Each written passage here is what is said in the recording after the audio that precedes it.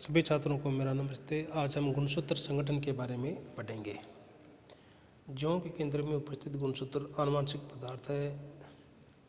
जीवों में गुणसूत्र केंद्र में उपस्थित रहते हैं, परंतु ये गुणसूत्र कोशिका विभाजन के दौरान ही दिखाई देते हैं।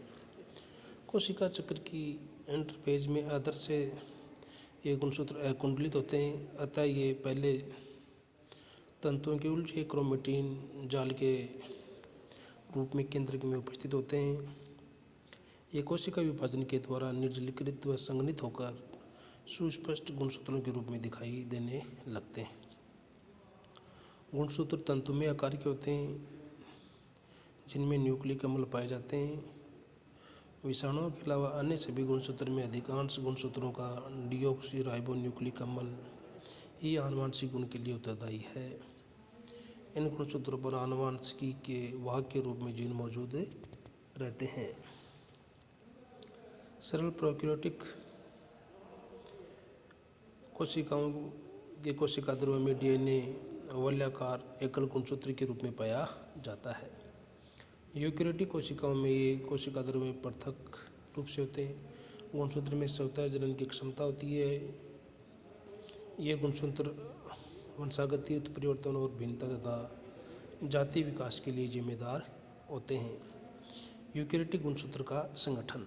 यूकेरियोटिक गुणसूत्र के संगठन में निम्नलिखित रासायनिक पदार्थ मिलते हैं। First, DNA, RNA, protein, stone, non stone protein, calcium, iron, magnesium तथा जिंक। गुणसूत्र की रासायनिक संगठन मध्यावस्था तथा अंतरावस्था के क्रोमेटिन से अलग होती है। मध्यावस्था के दौरान डीएनए 15 से 20% आरएनए, 10 से 15% प्रोटीन और 10 से 15% आरएनए तथा 65 से 75% प्रोटीन की मात्रा मध्यावस्था के दौरान अधिक पाई जाती है। अंतरावस्था में डीएनए की मात्रा बढ़कर 33 से 40% हो जाती है तथा प्रोटीन की मात्रा कम हो जाती है। डीएनए की मात्रा प्रत्येक जाति में स्थिर रहती है। अन्य रासायनिक घटक जैसे आरएनए तथा प्रोटीन की मात्रा कम ज़्यादा होती रहती है। गुणसूत्र में डीएनए अत्यंत महत्वपूर्ण है। ये जीवों की समस्त प्रक्रियाओं तथा उपापचय क्रियाओं तथा आनुवंशिकता को नियंत्रित करता है। जंतुओं में सबसे कम संख्या एस्केरिस मेगलोसिपिला में द्विगुणित संख्या 2 तथा ड्रोसोफिला मोलिनोगेस्टर में 4 तथा अधिकतम संख्या रेडियोलेरिन एंटाकिन्था में 1600 तक पाई जाती है। पादप की कोशिकाओं में गुणसूत्रों की संख्या त्रिगुणित, चतुर्गुणित तथा बहुगुणित भी मिल सकती है। यूकेरियोटिक गुणसूत्रों में 2 प्रकार का डीएनए जैसे अनन्य तथा पुनरावर्ती एकांतरित क्रम में व्यवस्थित रहते हैं। इनमें सामान्य डीएनए के बड़े खंड तथा पुनरावर्ती डीएनए के छोटे खंड होते हैं। यूकेरियोट के केंद्र में 30 से 35% सामान्य डीएनए उपस्थित रहता है। अन्य डीएनए में चारकों के अनुक्रम की पुनरावृत्ति नहीं पाई जाती, बल्कि चारक एक दूसरे से बिल्कुल अलग पाए जाते हैं।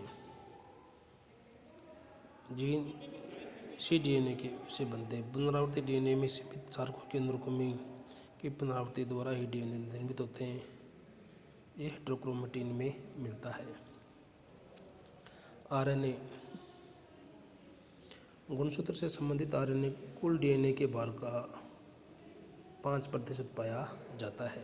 इसमें प्रोटीन 2 प्रकार की होती हैं, स्टोन और नॉन स्टोन प्रोटीन। तो स्टोन प्रोटीन की चर्चा हम पहले भी कर चुके हैं कि H1, H2A, H2B, H3, H4 in double प्रति में तथा H1 लिंकर के रूप में पाई जाती है। नॉन स्टोन गुणसूत्रों के 20% भाग अम्लीय, जिसमें नॉन स्टोन प्रोटीन कहते हैं। इसकी मात्रा डीएनए की मात्रा निश्चित अनुपात में नहीं रहती। इनमें ट्रिप्टोफैन अधिक मात्रा में उपस्थित रहता है।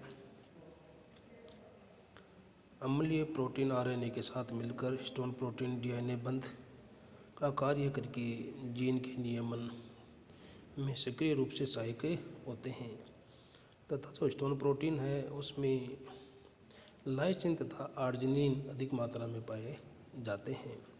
कैल्शियम, मैग्नीशियम तथा जिंक के सभी तत्व आयनिक बंध बनाते हैं। जिंक प्रोटीन डीएनए बंध द्वारा जीन नियमन के लिए अत्यंत आवश्यक है।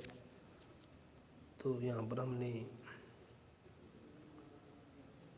गुणसूत्र का जो संगठन है उनमें कौन कौन से पदार्थ मुख्यतः पाए जाते हैं, तो उसमें एक तो प्रोटीन, डीएनए, आरएनए तथा मेटल आयंस। प्रोटीन में दो प्रकार की प्रोटीन, स्टोन प्रोटीन तथा नॉन स्टोन प्रोटीन।